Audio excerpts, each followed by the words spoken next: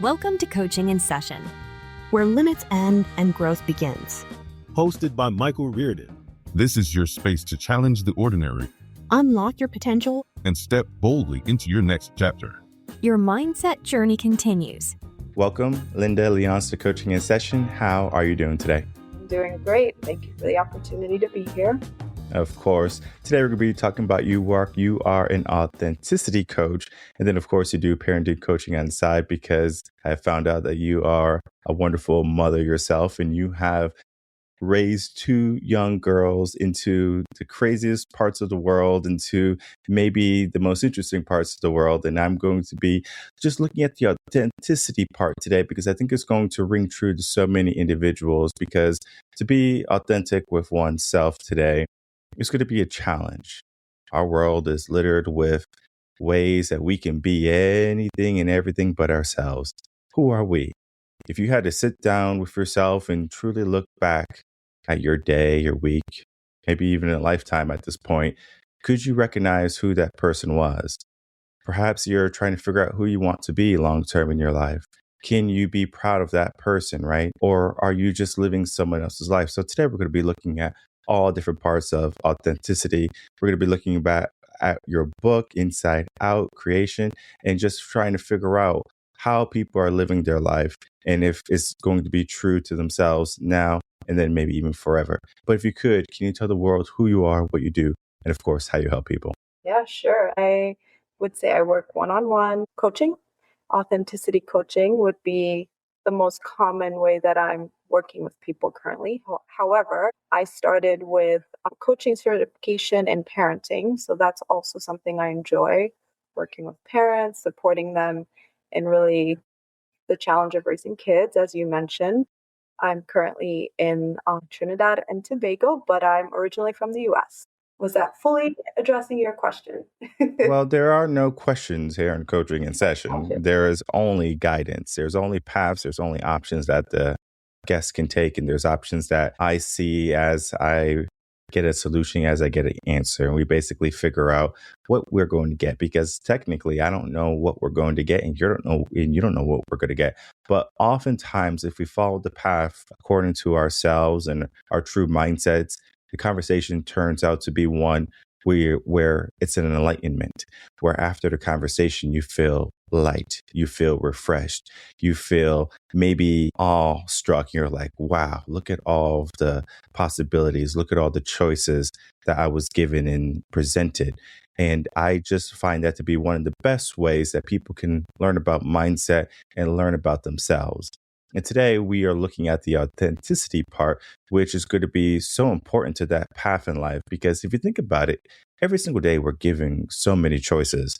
We can wake up, we can hit the snooze button, we can wake up, we can be excited to go to work, we can wake up, or we can just dread everything about today. Maybe we slept bad, we were tossing and turning. Maybe we have a presentation today at work, so we have this fear within us. Maybe we feel as if we're not showing up fully from the days before and it's carrying on in our day-to-day life now. There could be so many things that a person can be feeling. And as they are progressing throughout their day, maybe they feel as if they're not truly living as they could be. There's an aspect to life where people, they have a higher version of themselves. And I'm sure as a coach, you probably heard about to be the best version of yourself, to be the higher version of yourself, to be the best mom or the dad you can be. And when that mindset starts to percolate in the mind, many individuals start to think, how can I be true to something, whether it be my life, to an individual, or just myself as a whole? How can I be true to that? And many people, they can look at a facade today, whether it be social media, just the environment that they're in, that they pretend to be something just to fit in, because in the realm of safety and security, to be an outcast is actually a detriment. Most individuals, they want to fit in, they want to be like-minded and like-sided, where they would rather sacrifice a bit of themselves than to be an outcast or to be that lone wolf or to be the spear or the tip of the spear that is that trailblazer ahead. So I wanted to get your take on why do so many people become chameleons and try to fit in rather than to be unique and live an authentic life? Why do so many people try to fit in? Conditioning. We're taught to follow the mainstream, whatever people out there are doing. There's some sort of imaginary script, at least from my own experience, that I was following throughout most of my life, where was you do this, you go to college, you get the smart career and not the passion career or the thing that you love. You go and you build a life according to some script without even questioning whether it's genuinely yours. We are just taught to follow blindly. And I think that's part of where that's at the heart of authenticity. Just knowing that that is what's happening, like we're being taught to follow without really being curious about why we're doing that. And we're not always allowing ourselves to question it. And eventually, I think you get to a point where you choose to really look at why you're making the choices you are and choose differently. Brought up many wonderful terms. You brought up mainstream. You brought up this idea of an imaginary script. You brought up this idea of how people follow blindly and that they don't have any curiosity. Now, when we start to just look at some of those, you don't have to remember all of them, but if you start to look at some of those things, maybe as a parent, right? Why wouldn't we want to make sure that our children are not following the mainstream because we know better? Maybe as a script where a lot of people are doing the wrong things. We don't want our children to follow that, or maybe following blindly, things along those lines, and then no curiosity. Now, I'll go first because I'm a parent myself. And then I also was a teenager, and I know what that was like for when I was a teen to even when I was a young adult, where I wasn't living an authentic version of myself because I wanted to fit in. I was following the script. I was doing the mainstream thing. And it's so funny because my dad did the same thing. He was trying to fit into the crowd, he was trying to be a cool guy, and he was. But then at some point, the lights come on, right? You just can't keep yourself in the dark forever. At some point, the real you is going to be there, and you have to be able to deal with that, right? And I just think about how if he had a mentor, if he had someone who can guide them more than just his mother, because his dad wasn't in the picture, he could have possibly said, I can see this more easily. I can see the mainstream more easily. I can see the scripts more easily. And now I can be my own independent person rather than just following and having society raise me. Do you think it's a responsibility on the parent to make sure their children don't fall into this? Or is this more maybe so into the child just understanding it more quickly and then moving through that process so they can learn how to be authentic to themselves? Yeah, thank you for the question. The way I see it, we were born authentic, all of us. Like as a child, you just do what feels natural and real. You're not censoring yourself. You're not thinking and second guessing everything.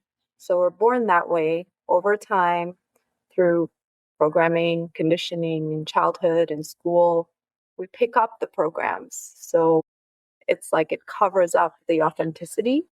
And then if you go through enough challenges in life, you get to a point where you start to really question all the programs and allow yourself to see other possibilities and move back into authenticity. I feel like that's the journey back to ourselves. So we're never truly not authentic. It's just there's layers of programming on top of that. So with kids, the way I see it is it's for us to preserve that in them. It's already there. They are already that. And it's a matter of us not imparting our own conditioning on them or creating environments and spaces where they can keep in alignment with what's already there within them. Now, when we start to look at the layers of programming, I think of just kind of a fun analogy. Let's go to a food fair, right? A food fair, and let's make it a very specific type of food fair. It's going to be a food fair that serves pizza. I don't know if you like pizza, but pizza is typically one of the favorite foods of many individuals in the world. So there's different, concessions of pizza parlors or people who make pizza. Now, the first pizza you taste is going to be a barometer for all the pizzas that you taste for the rest of the day. You might say, oh, this pizza is pretty good. And then the second pizza you taste, maybe it's not really that good. You're like, oh, no, this pizza's not better than the first one. And then you find a pizza down the road, maybe the fourth one, and it's better than the first one. You're like, wow, this pizza is better than the first one. Like, this is the best pizza that I had for today. Now, all of those shops are like the layers, right? They're just the layers, how some could be good, some could be bad, some could be great. Where if we start to look at that shop, right, and we say the first one was my favorite shop, and we just stopped there. We didn't go to any more pizza parlors. We just said, I went to my first stop. It was the best pizza. I loved it, but I don't want to experience anything else. So at that point, they're not giving themselves multiple layers. They're just giving themselves a very few layers, because they could have stopped at maybe the second one or the third one and realized, like, what's the point of me testing all of these pizzas when the first one was so good? It's going to be so hard to beat. So many people, they'll stop at what they feel as if it's good enough or if it's enough. So we can think of a lifestyle. We can think of being in a certain type of environment, career, or possibly even like a friendship area where we have these type of friends and it's good enough, but it's possibly not like the best, right?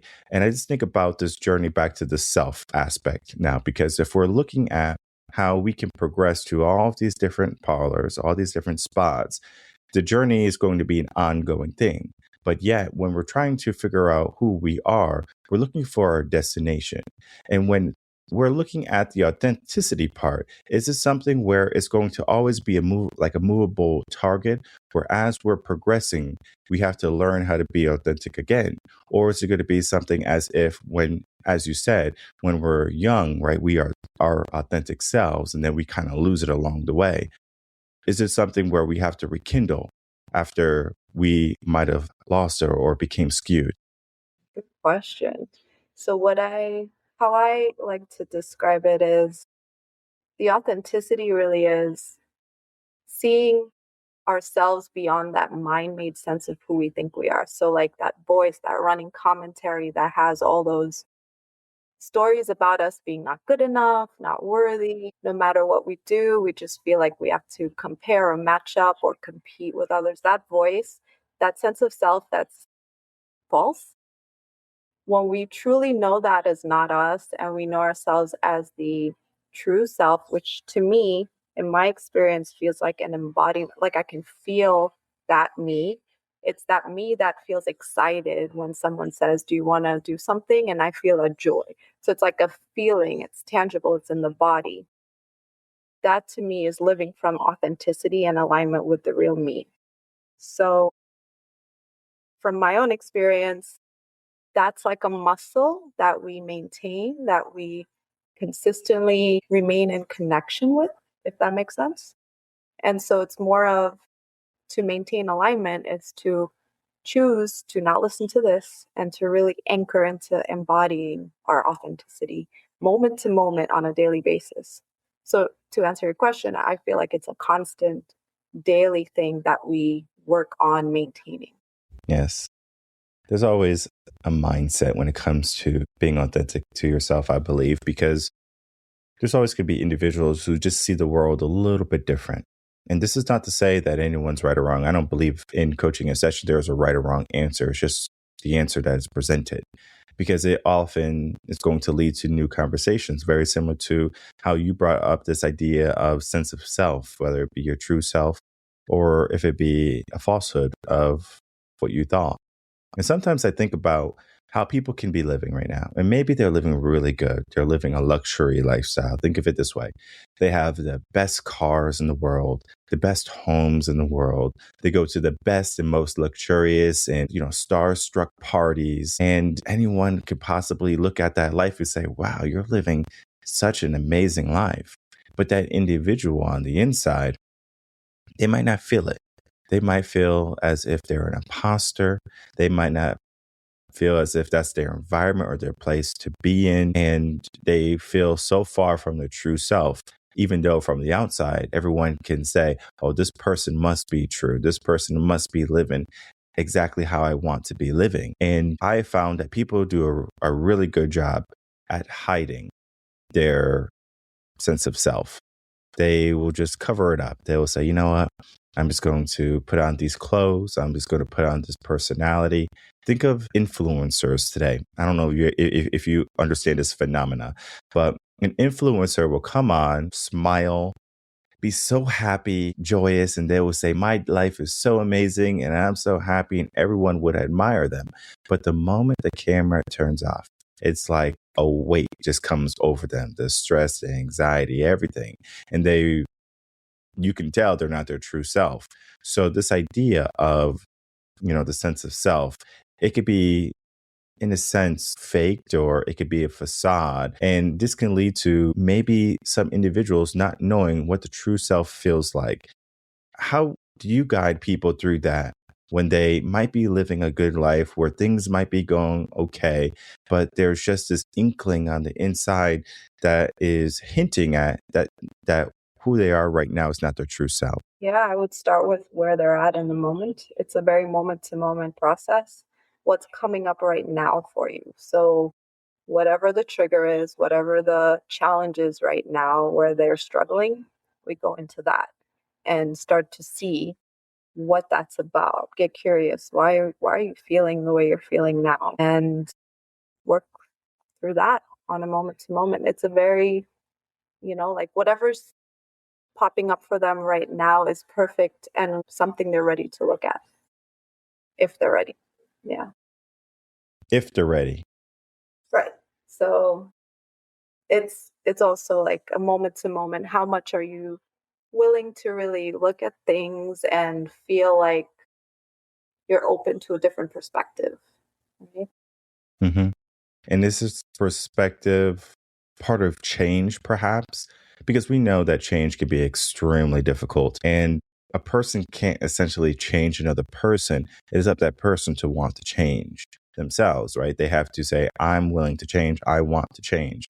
And if they are at that part where they're unsure as if they need to change, what would be a factor that would influence the desire for change if they just have a small inkling for it? Yeah, they have to really want it.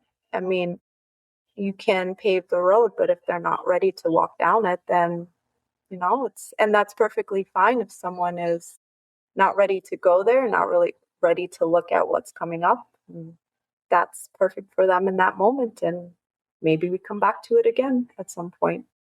How difficult would it be to be with someone who is not an authentic version of themselves? Well, I feel like you would allow, eventually in the long run, I don't think that would work very well because it feels like both people would eventually be going down different paths. But it feels like it would be a catalyst for both people to really look at themselves and look at life. And, challenges like that always happen for the best, for people to learn and grow and see the lessons in them. So, yeah, I can't say for sure too much. Yeah. In your own personal experience, have you ever been with someone, whether it be a friendship or a workspace or maybe even a partnership? Yeah, of course. And that's where you see the lesson in it and allow yourself to be courageous enough to speak up and say, this no longer works for me. And a lot of times I feel on this journey of really being in alignment with yourself, it can lead to maybe you don't have a lot of people around you that really resonate with you, and that's perfectly fine. And how much can you be okay with enjoying life with just you, right? And allow that to be until you're ready for the more aligned people to come into your life. They say in hindsight, everything is 2020, where we can look back, especially me, like I talk about my teen years quite a bit on the podcast, where I can look at my teen years and I could say, man, I was a mess. I did this kind of a way I would have done differently, or, this mindset that I had this, at that time wasn't conducive for authenticity or whatever. And I just look at it as it makes so much sense to me versus maybe to get a mentor or a coach and they perhaps offer some guidance or they offer some clarity on guiding us through that, different part of our life, whether it be a teenage years or it be our college days or it be we just get out of college and we're starting our career and we're just trying to figure out what is that path. And sometimes when you have someone who can shine a light into the dark areas, the patterns, or even the blind spots we have, we can do so much better in saying, okay, I can get to a better version of myself or a truer version of myself quicker than if I just naturally went through it by myself. Now, of course, life is a journey, but I always say we don't have to reinvent the wheel every single day if we want to learn how to drive the car or get in the car and go from A to B. So this is this idea of how if we had some guidance, if we have some mentorship or some coaching to be more authentic, be more authentic in life, then we can say, hey, this is going to lead to better tomorrows rather than I'm struggling, I'm finding pitfalls, I'm having a hard time. And then of course they're finding their way to you. But this aspect more so is if they can work with you before they have that big problem, where would they be quicker? So I'm having Do a the hard best you can. what's the question at the heart of it? Because Well, the heart of it is what's the benefit? What's the benefit of being authentic or getting to your authentic version quicker? Because we talked about how it could be a journey, how it could be layers. And so, what's the purpose of getting there sooner than later? yeah, I guess that doesn't really, to be honest, I don't see a need to rush any process. So I guess I'm having a hard time addressing that question because I've never seen it as Just have fun with it. Just have fun with it. yeah, no, I don't. It's not something that needs to be approached in that way. It's a natural unfolding that tends to happen, right? hmm We don't, yeah, things happen organically, naturally. That's how I see it. No, Let's put it in this light then. yeah, maybe I'm Let's not say, fully no. ask a different way. Maybe I'll be able to. Well, of course, of course. This is all mindset stuff, right? So this is like really deep conversations, questions you probably don't get asked every single day. So let's put it this way, right? A natural unfolding, right? We can use that terminology for the example, right? The example is this. I am going to a wedding and I want to look my best self at the wedding. And I want to fit into this dress. And this dress is beautiful. Or I want to fit into this suit. This suit makes me so dapper. I'm like, oh my God, I want to fit into this outfit. But I try it on and it's a size too small. Maybe 10 sizes too small, right? We can go really grand too. Where I can say, oh, well, we'll just see what happens on the wedding day. Or I can say, I'm going to be deliberate and I'm going to make sure I fit in this dress or I'm going to fit into this outfit. So we get a trainer, we get a workout plan, we get a nutritionist. We do all the things that are going to help us get to that end goal of fitting into that outfit so we can feel a certain way at the end of it. Now, this is just that natural unfolding where we can just allow it to happen naturally, whatever happens at the end of the day, when we can go say la vie, it is what it is, or we can say that we did this deliberately. And so the idea more so is now, if I am trying to be authentic, should I say, this is the version I want to be? I'm hungry for it. Let me go for it. Or let me see what today brings and experience every moment. And then I address it as they come. Yeah, I would say if you consciously would like to create more alignment with yourself, then it's as simple as getting curious on a daily basis about why you feel the way you do, why you don't feel that excitement, that passion, that alignment with yourself, and start to question it. What's coming up for me every day? Like, just get curious, maybe even get a notebook and start journaling. And as things are coming up, really let yourself reflect on them. That's one practical way I know people can start to connect with and see what's coming up for them. Because a lot of times the mind is just going, going, going. But once you write, once you start putting it on paper, you see it's like the mind is on pause and you can see it and read it. But if it's just running, then you're not fully conscious of it. Writing it creates more conscious awareness.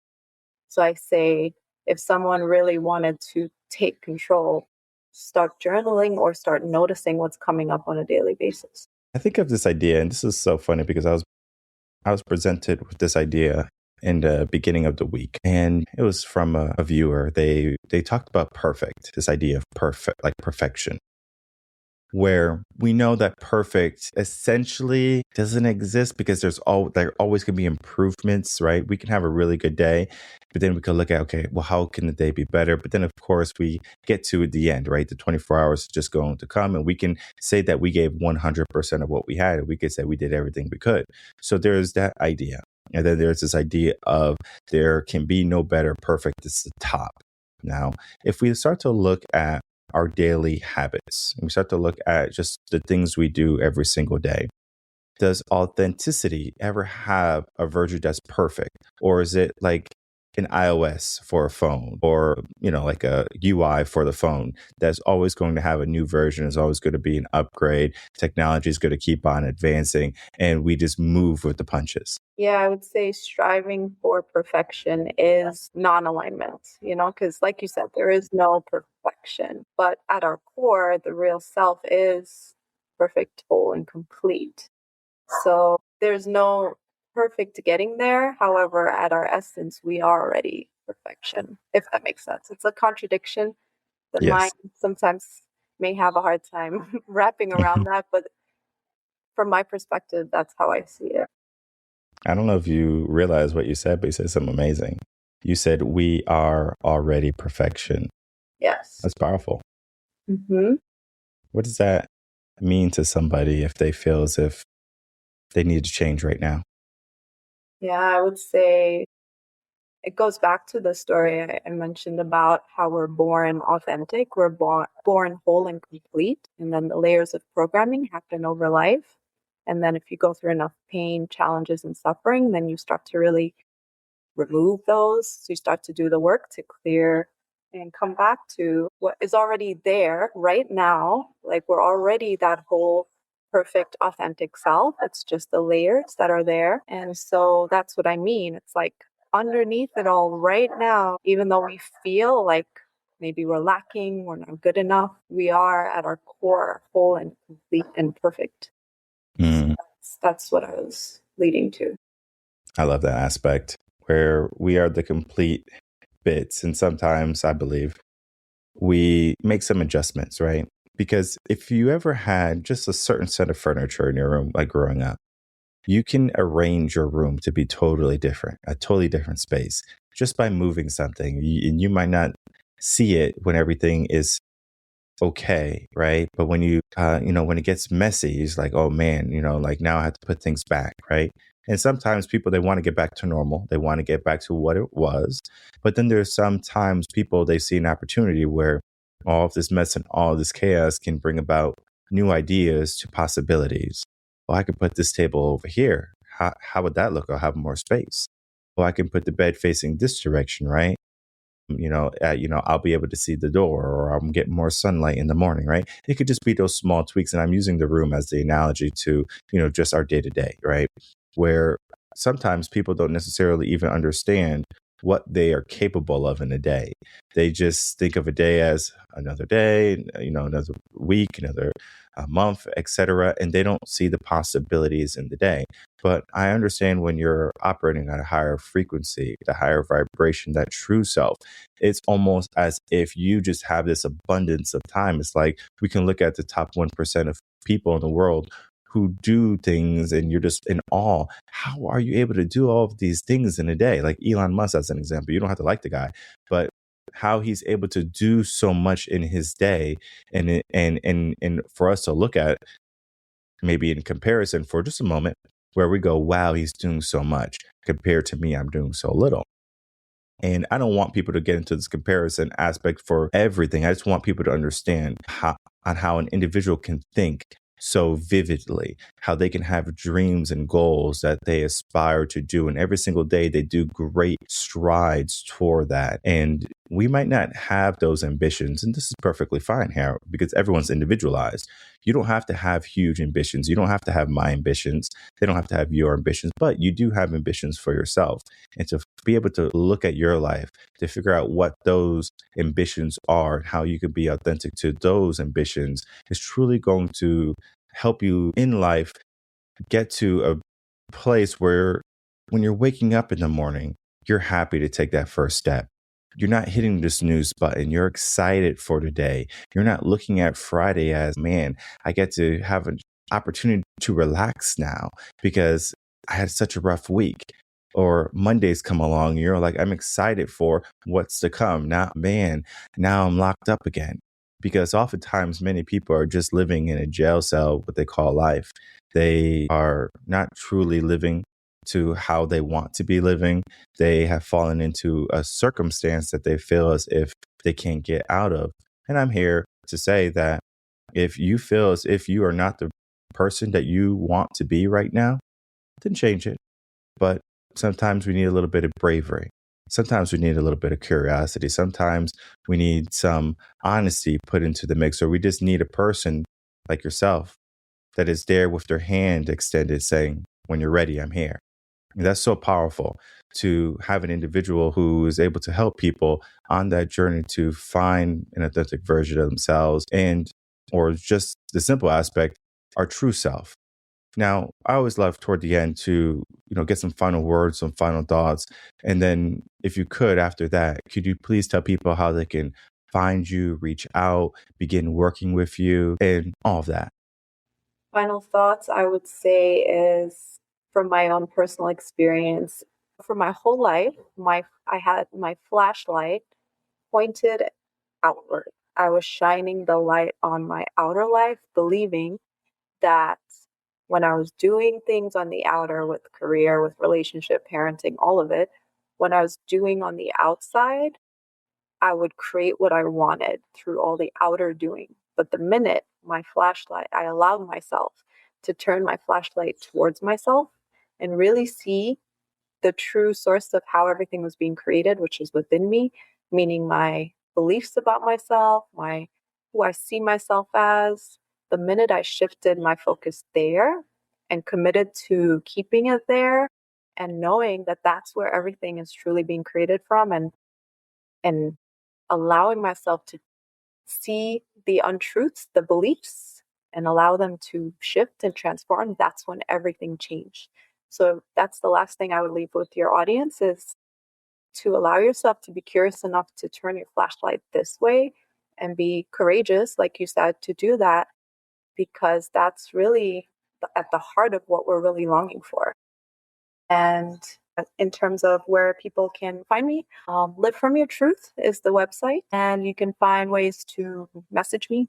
You can do one-on-ones. There's also a book there that if anyone's interested, it's called Inside Out Creation. I have a course on inner peace. I feel like that's something that can be really beneficial to anyone who's interested. Yeah, if anyone in your audience resonates with some of what I shared, I would love to meet with them. All right, perfect. And I just like to make it easy for everyone. All the links are right down below, so you don't have to worry about spelling or just typing anything in. Just click a button and you're going to be sent on a journey of self, a journey of understanding. Possibly at that point, pointing the flashlight to yourself, to learn more about yourself, to look at the dark areas, to look at the spots you might have missed.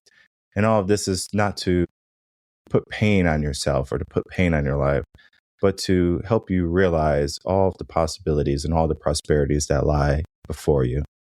If we can have someone who can push us, and I just think of it this way, if you can have someone in your life that will make you a better version of yourself within 30 days to 90 days, would you allow that person to help you? Or would you just be reluctant and say, I want to do this myself?